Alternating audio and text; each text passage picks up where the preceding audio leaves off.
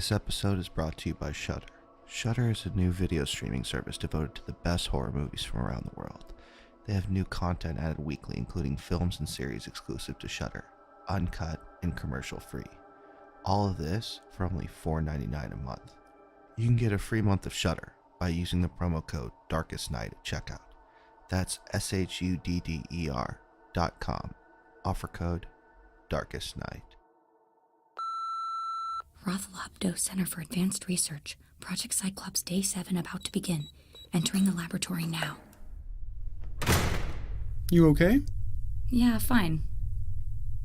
You know, we've seen a lot of strange things together, and I think I've gotten pretty good at reading your emotions. What's wrong? My uncle, he's back in the hospital. I'm sorry. All these tests and treatments, and they still can't fix him. Spend enough time in a high-tech lab like this, and you forget how primitive it is out there. I'm sure the doctors are doing everything in their power. Just give it time. I don't know how much time I can afford. Do you have any idea how much this costs? Yeah, I do. I suppose an advance is out of the question. Should I talk to Robert? I may know somebody else you can talk to. No, you've done enough for me here. I didn't say here. Have you heard of the Sigma Corporation? Another research center, right? Henry Walsh is heading up a new project over there. And He started with us. I shared a laboratory with him a long, long time ago. He worked up the ladder until he had it out with Clinton Lobdow. Vivian's adopted father? Bingo. Next thing we knew, Henry's desk was empty. I'm getting the impression that Henry might have a grudge. He has no love for the center, I'll tell you that much. Recordings from the lab would be very valuable to a guy like that. You think so? If he can help himself and hurt Lobdow's name at the same time, price is no object. I'm not sure what I have is worth selling. Why don't you let him decide? I couldn't do that to you, John. You can't be part of this. You need all the help you can get. You're eventually going to do something with these recordings, and I don't trust you to find the right buyer. Your life would be in danger. I kind of feel like that might be the case already. Henry's an old friend. With him, I know you'll be safe. How do I get in touch with him? You know, and keep it off anyone's radar.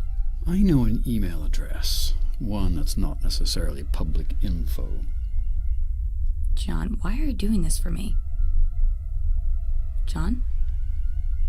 Because I see so much of my daughter in you. I want to help give you the life I couldn't give her. I don't know what to say. Just promise me you'll email Henry and not take the recordings anywhere else. I promise. Good. Now, how about we get started? If we don't file these reports on time, we will definitely start to look suspicious. Recognize this one? Oh, unfortunately, yes. I suppose nothing surprises me now. Extraction complete. Cube is loaded. Alrighty. Project Cyclops, Trial 5, Charlie 3. Timestamp is registering correctly. Initiating playback in 3, 2, 1. Initiate.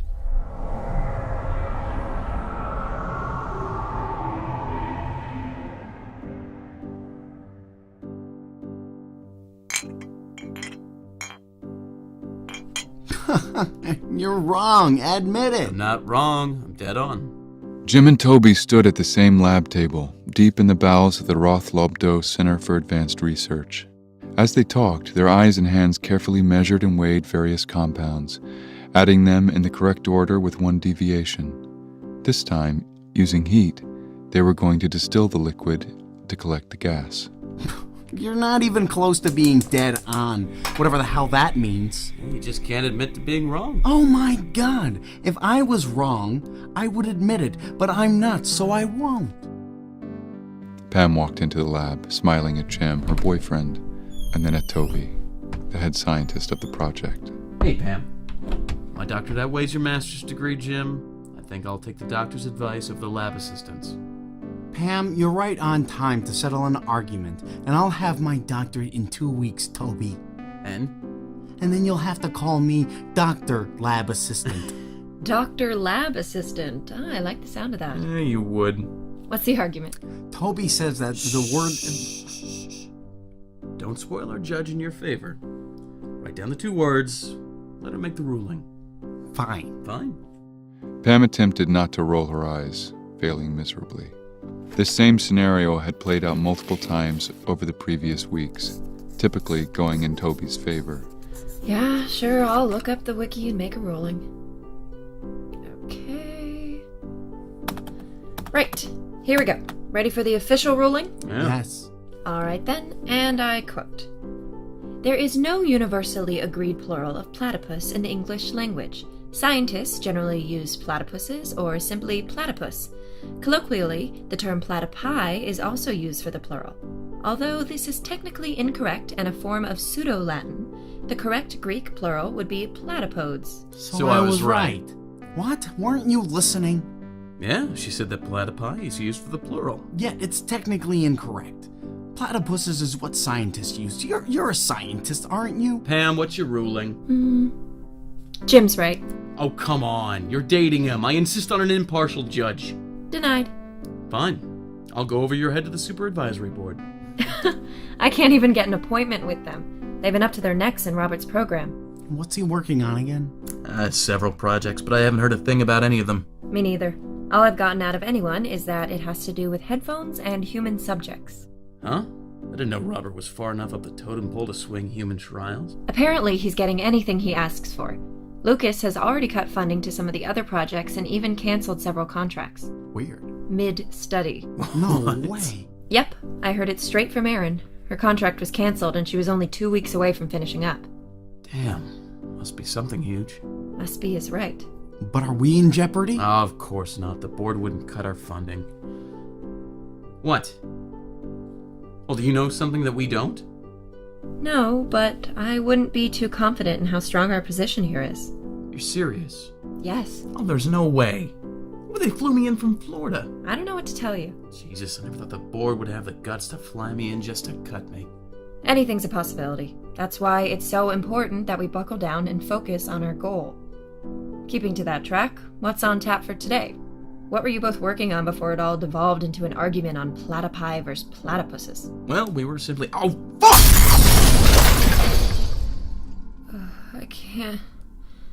I can't. No. God, everybody's getting sleepy on me. Jim was the first to come back to consciousness 3 hours later. His head pounded like he had too much to drink the night before, and his tongue was swollen as if he had been chewing on it. He sat up slowly, careful of the glass on the tile and inside his head. Jesus, my head. Pam? Oh God, Pam? Wake up. Come on, wake up, Pam.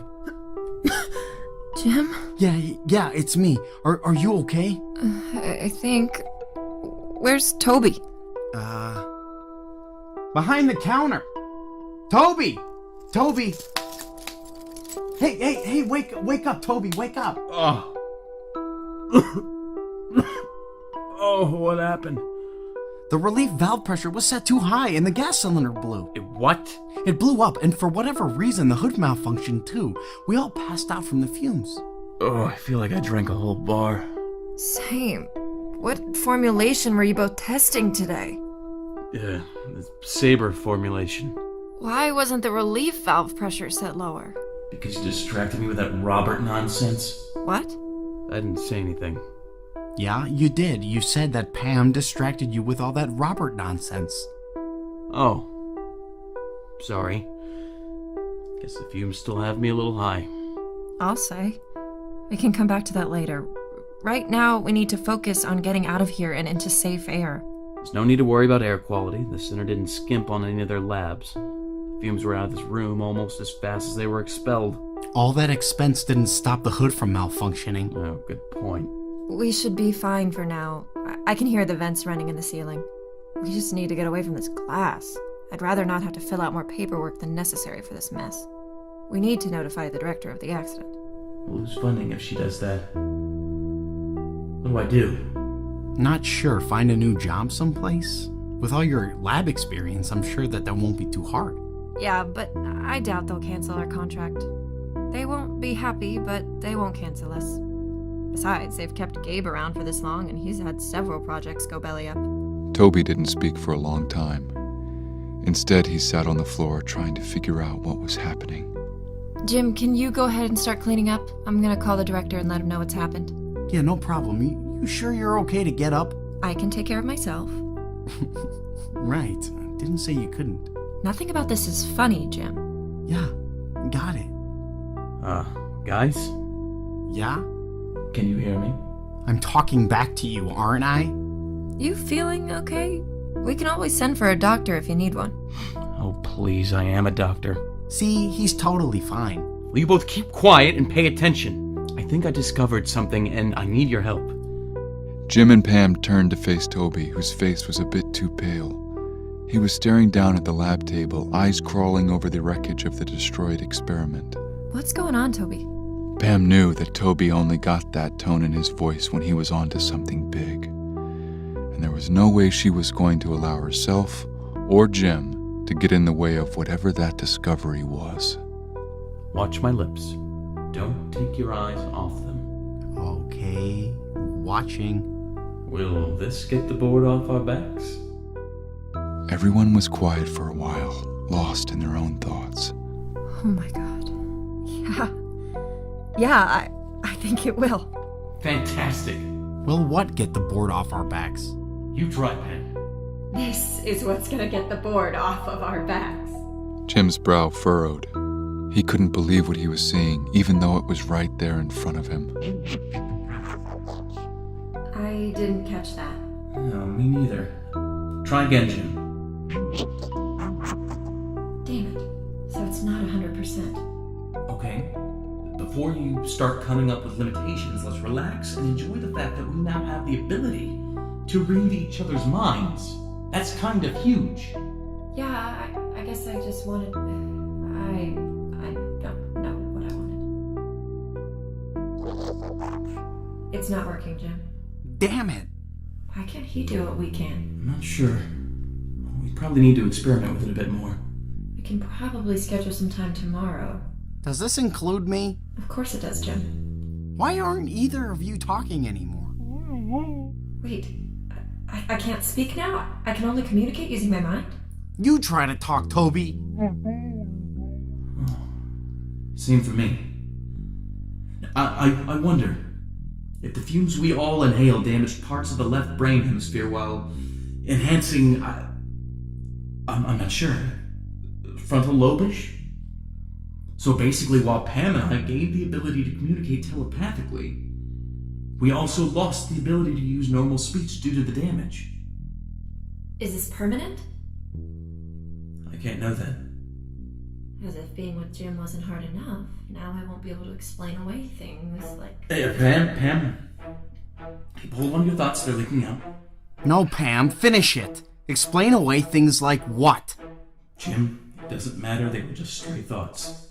I'm sure you have all sorts of stray thoughts, right? Not really. Pam, who was the last person you had sex with?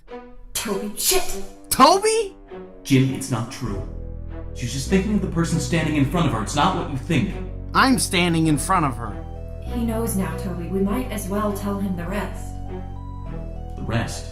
Oh, this should be great. I can't wait to hear what the rest is. I don't even know what the rest is. The three paused for a moment. No one was sure what was coming next, except for Pam. I'm pregnant. Well, doesn't anyone have anything to say? I think it's Toby's. I don't even care. You should if it's yours. You don't even know if it's mine. But what if it is? I guess that makes you a slut, doesn't it? Watch yourself, Toby. I'm just saying, and I don't want anything to do with that. Toby, please. What are you doing? Get your fucking hands off me. What the hell's the matter with you? Oh, God! Pam! Fuck! She hit her head on the table. Why did you have to go and push her? Oh, she's seizing. Call someone. No, What are you doing? Call someone for her. I don't think so. She'll be fine. Fine? Are you not seeing what's happening here? This will ruin everything. All my hard work and dedication, up in flames. My discovery will go to someone else. Robert! Quit worrying about your career and keep her from cutting herself on the glass. I'll make the call. No, you won't. As soon as Toby placed his hand on Jim's shoulder, a fight broke out. Jim turned on Toby, attacking him as quickly and powerfully as he could. Toby, fearing for his life, picked up a piece of glass. Jim smiled and rushed him, catching Toby's wrist easily and redirecting the shard into Toby's own throat.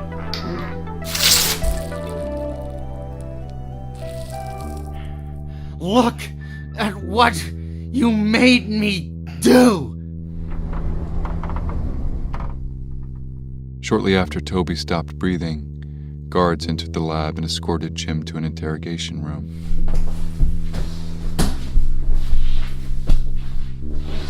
He'd seen the same type of room a million times on cop shows. There was a table in the center and mirrored glass on one of the walls. He thought it was probably a double-sided mirror. He was right. On the opposite side of the mirror sat a man. His name badge read Robert. He scribbled notes on the pad before him, waiting for the company interrogator to arrive. The Saber Formulation built on the previous work substantially. All subjects displayed extensive paranoia of one another. The only surviving subject did not lose his ability to speak. He claims that he was able to hear the other subject's thoughts. The account serves as direct evidence of the intense delusions that the Saber Formulation causes, even in small doses. I'll need to manipulate the formula to ensure that when this is used on a population, every member will lose speech, and the paranoia will cause them to rip each other apart. Once it's perfected, a weaponized formulation could be used on an enemy population with extreme efficiency, or on our own population as a means of riot control, or to serve political agendas. This will fetch quite a large sum for the center.